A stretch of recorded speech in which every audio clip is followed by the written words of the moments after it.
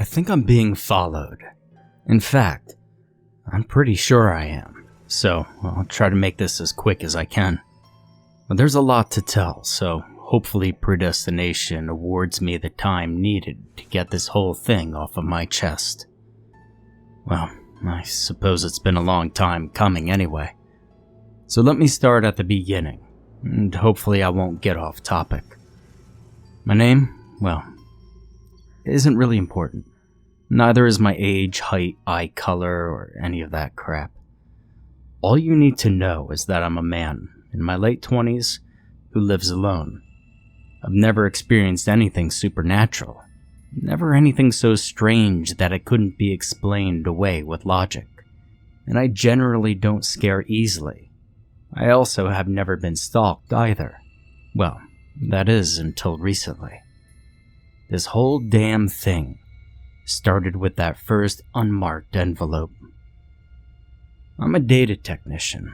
I work 9 in the morning until 5:30 at night, day in and day out. Allotted coffee and lunch breaks are strictly scheduled, and the small space in which I work is nearly devoid of natural light. Only a small window to the outside in the corner, high in the air on slate gray wall. Days come and days go exactly as the previous before them, and the monotony is enough to drive those with a weaker mental constitution mad with uniformity and tedium. There is an upside, though. I do work alone. Each day I take off my jacket and punch in on my desktop computer, after which I attend to the various emails and other such digital messages that describe my duties for the day. Sometimes I have to actually venture forth from my little crypt and work on the actual hardware that is having issues, somewhere in the building. But more times than not, the complication can be resolved from the comfort of my desk, via the computer and the telephone. Life is mundane, to say the least. But I prefer it this way. I'm a loner by nature, never having been much of a social butterfly. I tend to come across as slightly awkward in the most communal situations. See, I don't even like to receive mail at my house, which is the main reason I have a P.O. box that I pay for monthly. About as much thinking goes into most of my days as Einstein picking out his clothes, which is no thought at all for those of you who don't get that one.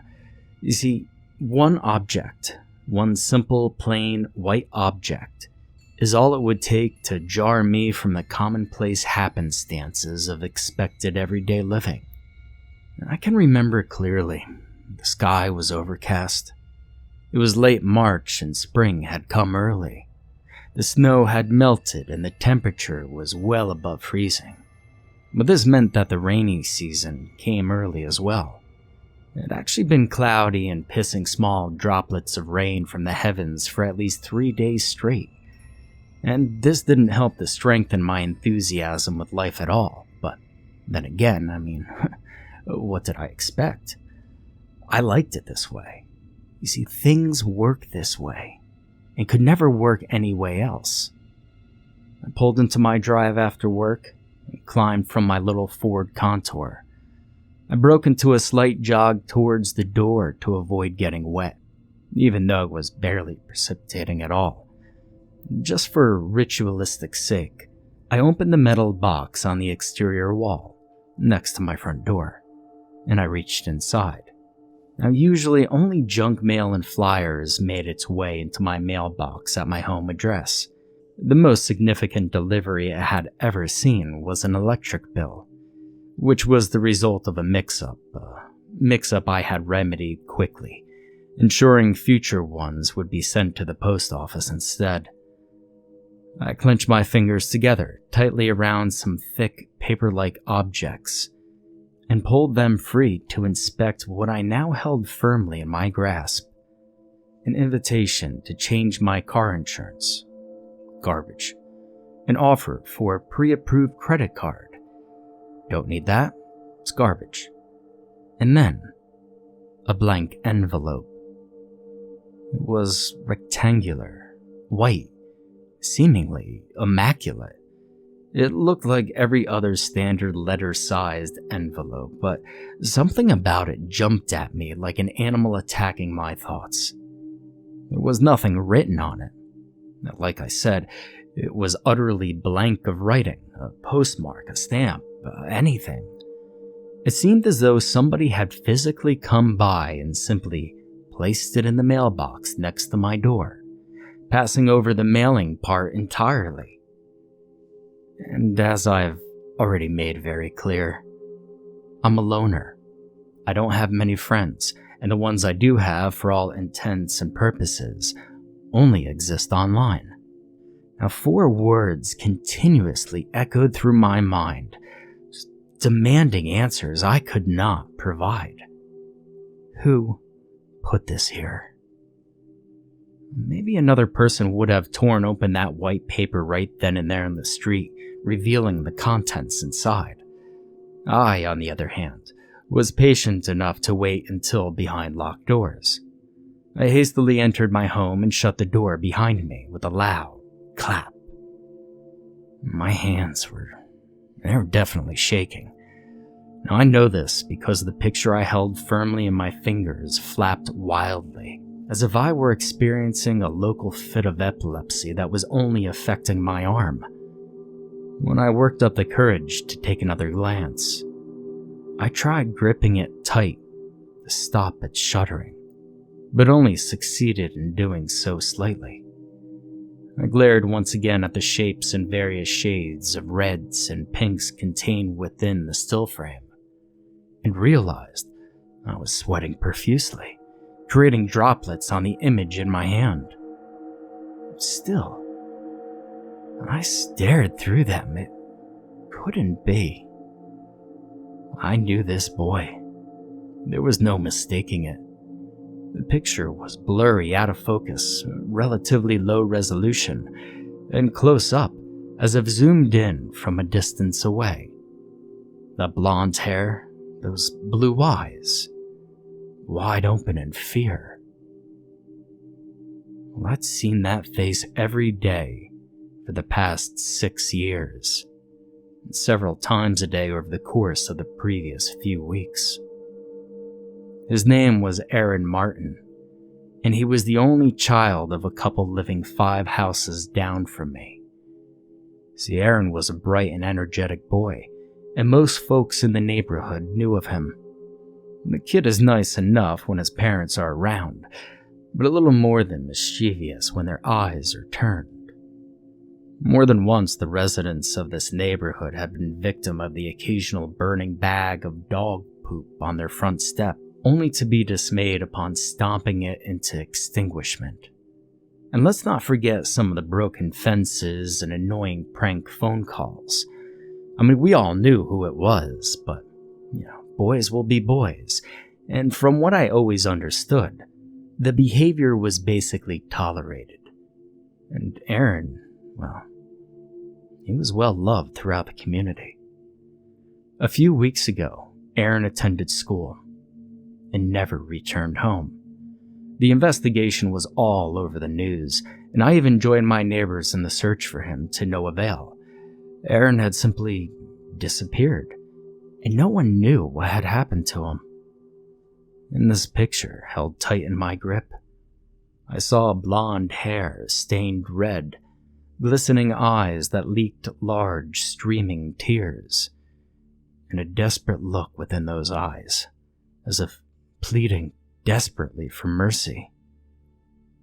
A notion that was underscored by the gloved hand that gripped his hair firm and the large hunting knife held against the skin of his neck, right beneath his jaw.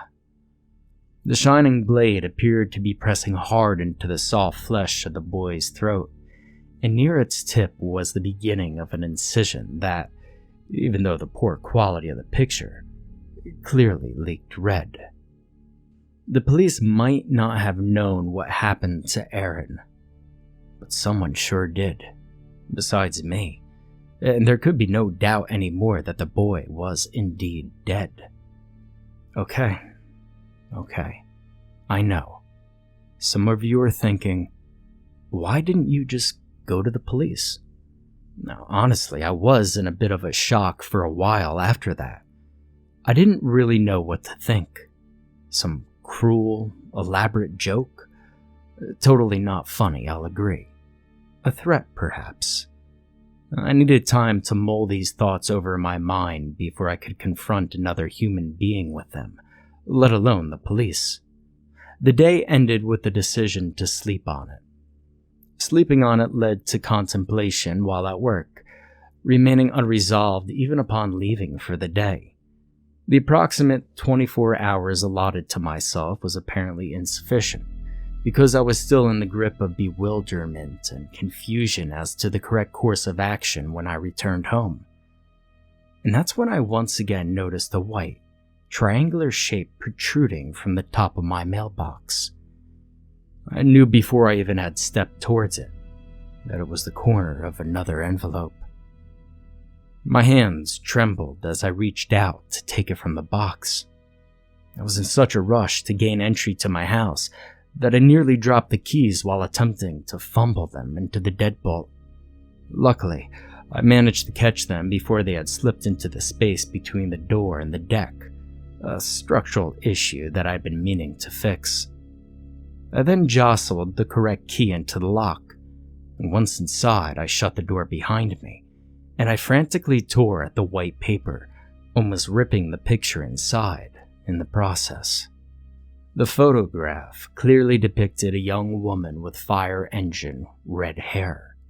This one's resolution was even worse than the first, and if it wasn't for that vibrant hair color, I wouldn't have been able to accurately identify who she was. This was Stacy Cranston. I mean, it had to be. Maybe if I hadn't received that picture the day before, I might not have been able to make this assertion. Stacy Cranston, as the news had named her, was a sophomore college student believed to have been abducted from campus grounds, 40 or so miles from here, about a week ago. Blurry, yes, but there's no mistaking it. And in combination with the previous day's envelope, I knew that I was right. The police were still looking for her if I wasn't mistaken. But there was no doubt that Stacy Cranston was dead. The more I stared at the image, the more I realized that poor quality wasn't solely due to a low resolution, but also due to grime. Now the idea landed on my mind like a sack of lead potatoes, crushing my perceptions of reality and reducing them into something almost not recognizable to me anymore. The picture had appeared blurry and low quality, in part because it was taken through a closed window from beyond a filthy smudged pane of glass, splots and dots of red. The girl behind was more crimson than the colors of flesh or clothes, and I honestly couldn't tell if she was naked or simply wore clothes saturated heavy with blood. Unable to gain a clear definition, I couldn't tell for sure, but the darkened, seemingly leaking space where a right eye should have been insinuated that it had been gouged out, appearing in the photograph as if it were scratched out with a dark black marker, only just much more gruesome. My stomach churned with anxiety. I peeked out all of my windows after locking each one, expecting to see someone outside, a danger to me and my life. But I saw nothing. I waited up until the early hours of the morning, while the world slept around me, expecting to hear something lurking or begging intrusion. And I heard nothing. I would like to say that I stayed awake all night long, that I was so fearful I couldn't sleep, because that's how it felt.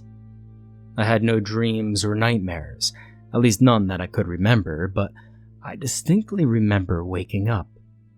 See, it was well after the time I needed to get up for work, but I had already resigned myself to taking the day off. I wasn't even going to call in. The only portion of my morning routine that I followed was taking an immediate piss. I didn't bother changing my clothes or combing my hair. I didn't eat breakfast or brush my teeth. I simply rotated position around my house, staring out varying windows at intervals, like a guard performing rounds. Now, maybe I had been there when I'd gotten up, delivered the night before, but I was sure I would have seen the motion light kick on. Maybe it was delivered in the morning while I was observing the world out back, through the window on the opposite side of my house. But when I was mentally prompted to open the door and check the mailbox, a small, rectangular package sat waiting to greet me on the mat just beyond the aperture. I knew I had to grab it. I needed to pick it up and had to know its contents. But, motivated as I was, I hesitated for a good moment or two. The hesitation being related to the other gifts, as it were, but the last two were delivered in simple envelopes. This was a package. It was a box about 10 inches long, 6 inches wide, and at least 3 inches thick. I did, and didn't, want to know what was inside. In one quick motion, I resolved myself to grab it and retreat back into my home. This time, tearing open the brown paper and cardboard beneath provided me with no answers, and my anxiety raged unabated. In my hands, I held the blank VHS tape. Since the last VCR that I owned was stuffed somewhere into an unnamed box in the dark recesses of my attic, my next course of action would be to go spelunking for it in the crawl spaces. 2 hours later, my VCR was retrieved and hooked up to my bedroom television. I closed my curtains, and I turned the volume down to a manageable level before inserting the tape. But inside, I began searching for the courage to push play. But the device initiated this option automatically, distilling my heart for a moment as my mind raced to catch up. Blue screen. There was nothing but a blue screen for a good 30 seconds, and I was just about to let a small breath of relief escape my lips when the blue abruptly changed to static, at which point I was sure more was due to appear on the screen. I was right. Now, they say a picture is worth 1,000 words, and that might be true. But if it is, then a moving picture is worth 1,000,000. The images I had received implied and conveyed depravity and malice, but footage playing out before my eyes added movement and purposeful intent to these implications, accompanied by coinciding sounds of agony, pleas for help, flesh tearing, and nearly undetectable sinister chuckling. As before, I recognized the victim on screen. An ex-girlfriend of mine, but the laughter behind it as she sobbed, the hands and build of the body that leaned in over top of her as he began to methodically remove her left arm, lent a familiarity. In that face, that sinister face sporting apathetic eyes and contrasting evil grin, well, I knew those too, all too well. I gathered the pictures, removed the tape from the VCR, and along with a few essentials needed for vagrancy, I left my house and came here to post this before I go and disappear off the grid for good. It's clear to me that I'm being followed. I'm being stalked. But to what ends? I cannot say. But all I truly, really want to know more than anything is, who the hell has been taking pictures of me killing people?